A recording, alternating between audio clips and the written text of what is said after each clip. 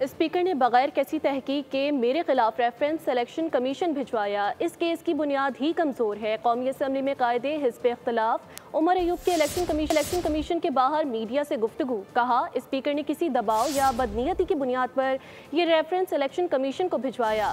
انسداد دہشت گردی عدالت میں مجھ پر اس وقت بے تحاشا کیسز ہیں جو فرمائشی پروگرام ہیں۔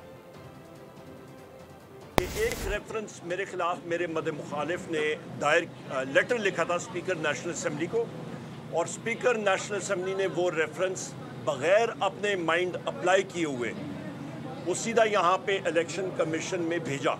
آپ بدنیتی جس کو اردو میں کہتے ہیں، اس کی زندہ مثال یہ ہے، پروو ہوتا ہے کہ اسپیکر نیشنل اسمبلی نے پتہ نہیں کس چیز کے پریشر پہ، غیبانہ کوئی پریشر پڑا، کدھر سے آیا، بغیر سوچے سمجھے آئین اور قانون کی دھجیاں اڑائیں۔ پورے پنجاب میں میرے اوپر متعدد کیسز لگے ہوئے ہیں اور سب کے سب الحمدللہ انسداد دہشت گردی عدالت میں ہیں۔ یہ کیسز فرمائشی پروگرام ہے۔